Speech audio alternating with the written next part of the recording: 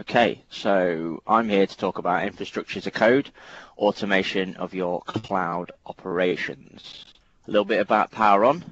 PowerON have developed a set of unique game-changing solutions. If you know anything about this company, you'll know how incredible their solution delivery methods are. The business now features a suite of market-leading products which are helping organizations realize the benefits of higher output and increase organizational flexibility using automation to deploy bespoke solutions into any environment, which kind of gets rid of the whole button clicker aspect. We have a couple of MVPs that work at PowerON. One of them is our product development director, Steve Beaumont. He's a system center genius. He's written numerous cookbooks and is a regular speaker at Microsoft. If you give his name a quick Google, you'll be able to check him out and you'll see some of the great stuff that he's done. And obviously our main motto here at PowerON is work smart, not hard. A little bit about me. I'm Craig Fretwell. I'm a Azure Delivery Consultant. I've been in IT for 10 years, dealing with a wide range of customers in the public and private sector. I primarily focus on Azure and the hybrid cloud. I joined PowerON in January this year within their consultancy practice, and so far it's been really good to work for this company. We'll just go through the agenda today. So I do have some demos lined up. We'll go through the pains of an IT pro. Infrastructure as code is what? DevOps. The benefits of using Azure Resource Manager templates, or ARM. What is JavaScript object notation, or JSON? Why is this useful to me? And actions and next steps.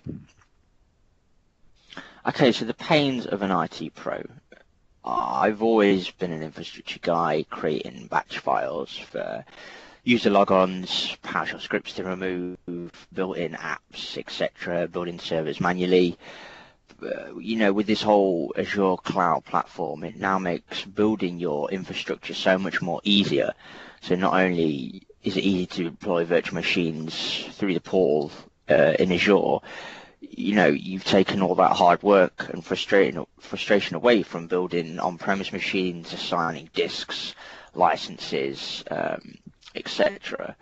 So DevOps, these things are all what you've probably heard on your recent journey to the cloud. But what does this mean? What do all these mean? I mean, the idea of automating things is not new. I think we've all been using batch files, scripts, for automating infrastructure. But this automation means virtualization. Most programming languages can now natively talk to each other, and when you've developed your code, essentially you can orchestrate and deploy entire infrastructure in minutes. So with all this knowledge that you have for PowerShell, etc., this is going to be ideal for when you make your journey to the cloud. So when someone comes up to you and says, I need a server with storage, a big data share, this is just for me, that type of thing is going to actually take a while to provision if it was all on-premise. You'd need to speak to your infrastructure team, your SAN team, your network team. But now with the power of Azure and automation, it is just so much more easier.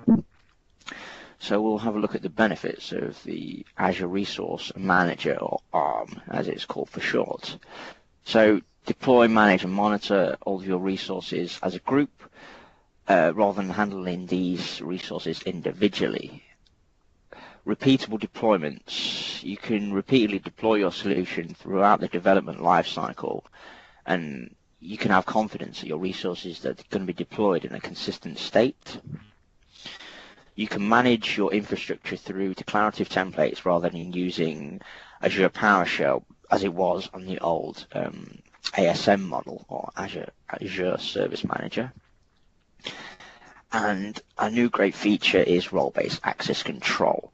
This is natively integrated into the management platform, which means previously you would have to give admins co-administrative access to the subscription, in the old ASM model, which was they had access to everything. You can now add this and apply it to a more granular control. When you synced your AD into Azure, you'll be able to add your on-premise groups and users in there. So you could have a group which only manage VM admins. So in the portal, they can only manage VM admins. They wouldn't be able to do anything networky. And you can apply tags to resources to, logically organize all of your resources in a subscription. So each tag consists of a key and a value. For example, you could have the key for environment and the value for production to all of your resources in production. Without this tag, you may have difficulty identifying whether a resource is intended for development, test, or production. And you can clarify this, your organization's billing, by viewing the cost for each resource. So if you had everything under environment, you could tag everything that, and you could see what sort of cost it's going to be. So the new Azure VMs compared to the old ASM model are incredibly intelligent and so much more powerful with huge parallel deployments. You can add custom scripts for PowerShell, DSC, Chef, Puppet, etc. These VMs in Azure are consistently being upgraded by Microsoft, so you only get the best machine for the operation you want to run. This now completely removes the cloud service in the old ASM model, so now all the VMs must be part of a virtual network and live within a resource group, which can contain other resources such as storage, etc., network interface cards, and all the VMs can have their own internet routable IP address that is not shared using an internet level IP address, giving the VM directly access to the internet. Another great feature is the Azure Managed Disks. This takes away storage accounts completely because you are now managing a single resource for that disk that is connected to your virtual machine. There is no scale-out limits for managed disks. With the previous storage account solution, you were advised by Microsoft not to load more than 40 disks per storage account. Managed disk completely takes that away. All you need to do is define a disk type and the size, and that's it. Uploading your own custom image is now even easier and can be managed through the portal with much more granular control. With the managed disk solution, you can now take a snapshot of the managed disk for a backup, or create a managed disk from the snapshot and attach it to a test virtual machine for troubleshooting. These managed disk snapshots are a full point-in-time copy of the VM. So if we have a look at a basic ARM template workflow, whoops, I skipped that. So let's have a look at a basic ARM template workflow. These will normally consist of 5 key aspects. Authoring the ARM template. This includes building the code for the resources you wish to deploy, validating the template, making sure it's valid for the deployment, otherwise it will error and scream loads of red at you. Testing the template. This can be done via PowerShell. You can test it or using Visual Studio inside the program. Deploying the template itself into Azure, and then monitoring the template. This is normally done with verbose login if you've done this via PowerShell, or you can check the progress inside the portal once you have started your deployment. So if we have a look at how you can define a template, it is really entirely up to you how you want to define and manage your solution. For example, you can deploy this 3-tier application through a single template to a single resource group. So for our 3-tier template, we have an SQL database, an app service, and a virtual machine inside a single resource group. You can create multiple ARM templates for specific infrastructure resources. So if you have a virtual network resource template, then you could have a VM template. And these can be linked together using nested formats, or you can just use single templates and just reuse them again and again and again. So how do you use these and start authoring this? So the tooling for these can be done in various ways. You can use Notepad++, Visual Studio Code, Azure CLI, or PowerShell. it's entirely, what you are comfortable with. Obviously, this can be done through the portal as well. So for the PowerShell method, you'll need to download the Azure PowerShell modules on your chosen workstation. Now, there is a few variables in this script, but it is a very simple script. You create an Azure Resource group, you give it a name, you give it a deployment name, you enter your chosen location, whether it be West Europe, North Europe, Southeast Asia, whatever location you're currently deploying your resources into. And then you deploy your JSON template into, you specify the location of where it is on your workstation. And then obviously for that logging factor, you do --verbose. The Azure CLI is optimized for managing and administering your Azure resources from the command line for building the automation scripts exactly the same as PowerShell. So for those who don't like Windows or PowerShell, that's not very nice of you. You are more of a Linux or Mac user, then this will be suited to you a lot more. And in the ARM portal, now this is a fairly new feature. I think it's still in preview, or it's actually in GA. Trying to build your templates through the portal isn't great, but the basic functionality is okay. You're obviously not going to, get the great benefits as if you were using Visual Studio, which again is the absolute daddy. This is the creme de la creme, the pièce de résistance. Visual Studio is fantastic for building these solutions. And it's, you can get the free one. Visual Studio Community 2015 is free. There's no licensing attached to that at all. All you need to do is download the latest Azure SDK and the Azure PowerShell, and away you go. That's the link at the top. These links will be available after this session.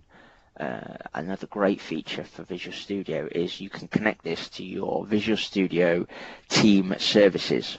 This is useful if you have like a group of developers or infrastructure people working on the same project.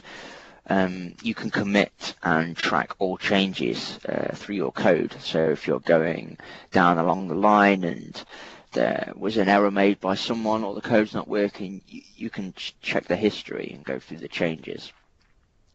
So I'll just demo a quick how to build an ARM template. If I open up my start page here, so this is the Visual Studio. When you download Visual Studio, it will look exactly the same as this. As I say, you will need to download the Azure SDK. So I click on New Project, and straight away it brings me into the templates, Visual, C#, and then Cloud. And we have an Azure Manager resource group. So if I specify my location, I'll just put this on the desktop. And I can just leave it as a standard name. I do not want to add it to my solution because this is just a demo. So I will click OK. And it will create the project. I can see it creating it on the side of my desktop. Now, within Visual Studio and the SDK, you do have a wide range, well, actually a wide range, it's actually 14 specifically down there, of templates which you can use. There is a little bit of information here. This template will use a minimum amount and it deploys a Windows VM using the latest patch version. Now, I customize all my own templates, so I normally click a blank template, but for this demo, I will just select a virtual machine and I will click OK.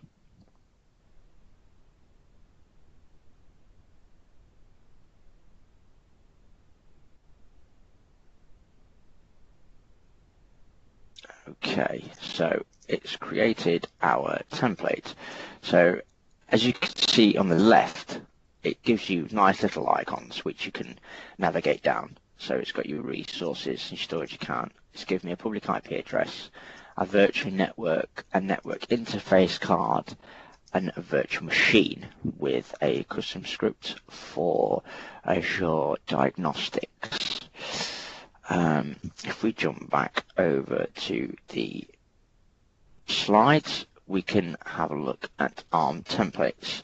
So with the power of Azure Resource Manager, you can deploy and author your code in minutes. By using this templated approach, you can repeatedly deploy your solution throughout its life cycle and have confidence that your resources are going to be deployed in a consistent state. So, for example, you get into a situation where you are now building multiple resources in Azure and you need 2 VMs, 3 VMs. They need to be load balanced with static IPs on Server 2016. Realistically, how long would you think that would take you to click through the portal to create these, or even yet on premise? Like, it's going to take you a while. So why not build templates for this type of solution? Once you get the hang of the code of JSON, it will just become second knowledge to you. So the template structure, as shown in the previous demo when we built the ARM project, every template has 2 JSON files, an Azure deploy.json and Azure.parameters.json. And the templates consist of a number of key attributes that the template must have. The schema. This defines all the resources that could be used within that template. The content version. This is a particular version of a schema or resource which we are leveraging. Parameters. These are the values that get passed to the template. The variables. These are defined inside the template that utilize the expressions create the actual value. And then your resources. These are virtual machines, virtual network, storage accounts, etc. And you've got your outputs and output of the execution of the template. Now, using variables for values that you need to use more than once in the template. If a value is used more than once, a hard-coded value makes your template easier to read. But if you are consistently deploying the same template infrastructure, it's best to reference these resources as parameters so you can define the names of resources without clashing naming conventions. So I've mentioned JSON, but what actually is it? JavaScript object notation. This is an open standard format. While the name suggests it is derived from JavaScript, it can actually be read and understood from most programming languages out there today. The templates you will see are white space insensitive. This means it doesn't matter how many new lines of code you put in or how many spaces there are in the syntax. It won't actually affect the functionality of that template. You can add those in, to make it as easily as readable as you desire. And as you start building out your templates, you'll see that it does look massive, but when you investigate further, it's just lots and lots and lots and lots of new lines of code with even a single character on each particular lines. So if we look at a virtual network variables, virtual machines on Azure Resource Manager must always be attached to a virtual network with a network interface card, differently from the old Azure Service Manager, where there is an option. This makes the virtual machine a key resource. The minimum configurations of a virtual network is 1 or more IP address prefixes, meaning bigger IP addresses ranging from like a /16, where we start to carve out these subnets. So the next mandatory attribute is subnets, where we define the subnets that will be created inside the virtual network.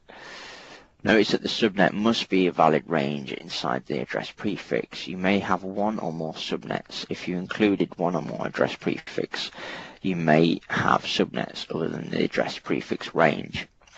In this template, we are passing the full structure of the subnet definition in the variables section. For this template, we are only utilizing the SNet-AD and gateway subnet, so there's only those 2 subnets inside this virtual network. To break down the above, you have a Vnet ID, which is a virtual network. This value is hard-coded into the variable section Vnet name. You can pass this as a parameter if you'd like, but for this demo, it's a variable. The Vnet subnet 1 name is the name of the subnet inside the virtual network. This has a concatenation and is reliant on the Vnet ID resource. The Vnet subnet 2 name is a dependency on the variable Vnet ID. To make sure it's a valid Vnet, giving it the resource available to say this is a subnet, which is referencing the variable to the subnet name, which is also hard-coded. Stay with me, guys, it's not all like this, I promise. So, a Vnet resource. We have the virtual network resource name. So, this is the name of the resource. It's under variables, and it says Vnet name. And if we go back into our variables slide, we'll be able to see that the Vnet name is actually hard-coded as Vnet 001. So the same principle applies for the subnets for 1 and 2. So you can see how easy it is to navigate around a JSON template. I will now demo a virtual network deployment with a single IP range and a couple of subnets. So if I bring up a PowerON demo project, which I have up. So this is the virtual network, and as you can see, it's the Vnet name of Vnet 001, and we have one subnet, which is the gateway subnet of this address prefix, and the second subnet is snet-ad with this address. So very, very simple. If we right click and I click new, this will now populate my MSDN subscription, which I currently have in Azure. So this is my MSDN. I will create a new demo. I will leave it as this, and I will select my region, which will be West Europe. And I click create. Now, I haven't specified, oh, sorry, this is the wrong one. I need to create the Vnet. So I select the virtual network and the parameters for the Vnet. Now, I haven't specified any parameters because everything has been hard-coded into variables. As you can see, parameters 0. And I will click OK. Now, the output screen will show you everything what's running through. So it's starting to build the project, it's connecting to my environment, it's connecting to my subscription, it's actually created my resource group as PowerON_demo, put it into the location as West Europe, and the provisioning state is succeeded. So it's still deploying now. So it's running through, it's creating a template with a unique Vnet deployment name, and the resource Microsoft Virtual Network provisioning state is running. So now the resource for the virtual network has now successfully deployed the template. Now, if you look at the times we started that was at 10 minutes past, and now it's literally took 30 seconds. So if I navigate over to my portal, and I go inside my resource groups, I will see PowerON Demo. Within PowerON Demo, we can see our virtual network. Now we can see it succeeded, and at the time that it's done. And the duration was 17 seconds. Okay, so it wasn't 30, it was 17. But if we drill down into the virtual network, we are able to see the address space we specified and the two subnets, SNet and the gateway. So let's go back over to our PowerPoint. And these are all pre-created demos that I've created beforehand. So it will deploy 2 virtual machines, 2 network interface cards in an availability set with managed disks. So if I go over to my resource in Visual Studio, I can close the Vnet one, and I will right click and deploy this. I will talk you through this as it's deploying, so it will probably take a little longer than 30 seconds to deploy. So again, I'll right click my solution name. I'm going to deploy this all into the same resource group, so the PowerON demo which we created, and I'm going to select my template as VM deploy. Now for the parameters, I'm just going to leave this all the same, which I pre-populated beforehand. PowerON demo, that is the name, and we will click, whoops,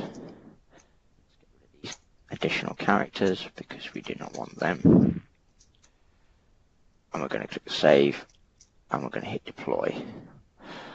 Hopefully this will pop me up for a password.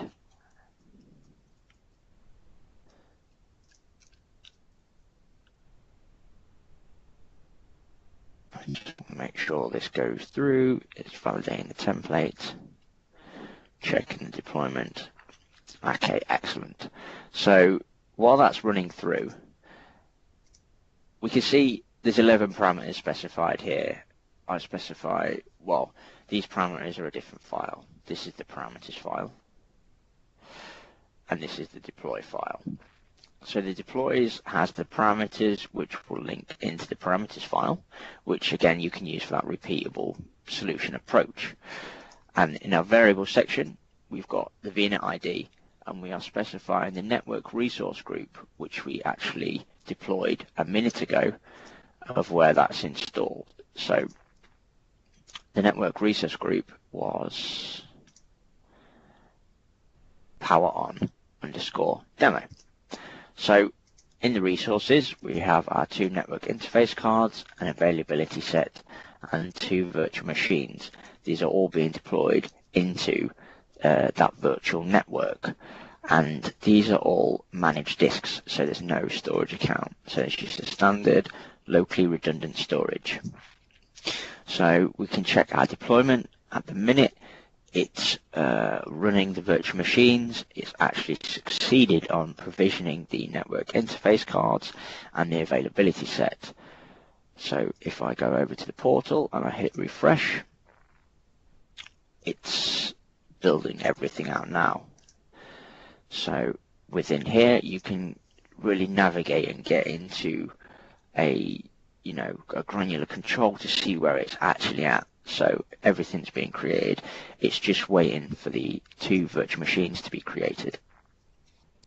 So if I go back over to the Visual Studio, it's still checking the status. While that's doing that, we should continue with the slide. So, we can see why this is going to be useful. It's just a massive win. If you want to consistently deploy resources into Azure from a declarative perspective, orchestrate and deploy entire infrastructure in minutes for those easily scalable solutions that need to be deployed fast, it's going to cut cost, time, and that everybody will soon be moving towards this way of deployments, because this is how Azure is going. So if I go back over to the portal and I check the status,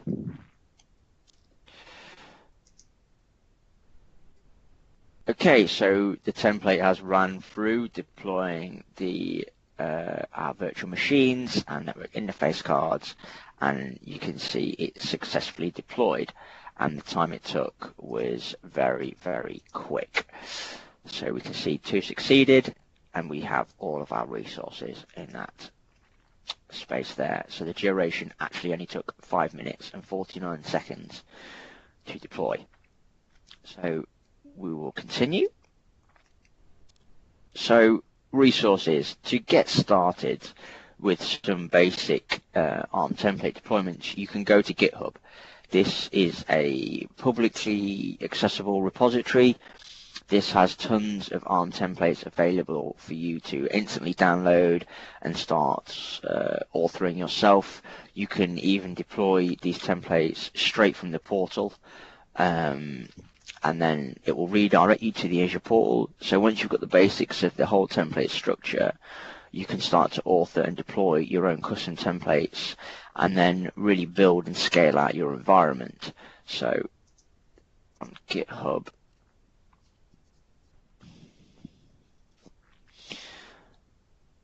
please excuse my very slow internet. So this is the GitHub repository. So they are numbered by ease of deployment. So you have the 101 series, and then you go down to the 201 series, and there'll be the 301 series. And then the ones that don't have a number are people that have uploaded ones, which are quite advanced, but they have everything here, which you could want to deploy. So a simple Linux VM, or an encrypted created VM from the managed disks gallery inside Azure.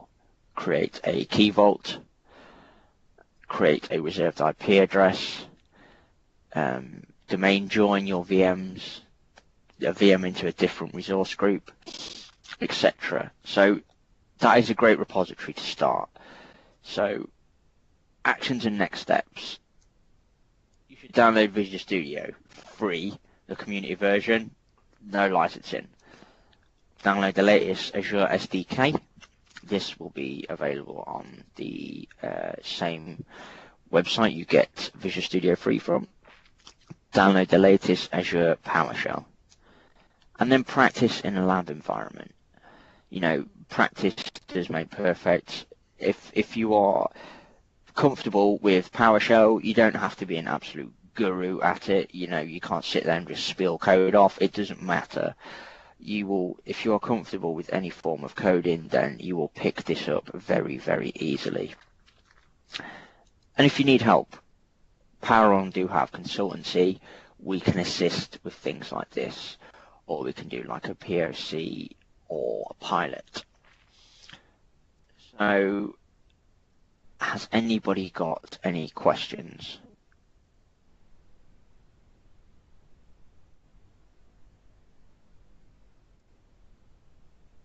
Thank you. I'm Craig Fretwell, and I'd like to thank you for joining. If you do require any more information, please visit the website, PowerOnPlatforms.com. Alternatively, email info@PowerOnPlatforms.com. There will be a survey that we will send out at the end of this, so if it's okay and you have time, could you please fill this survey out? Thank you.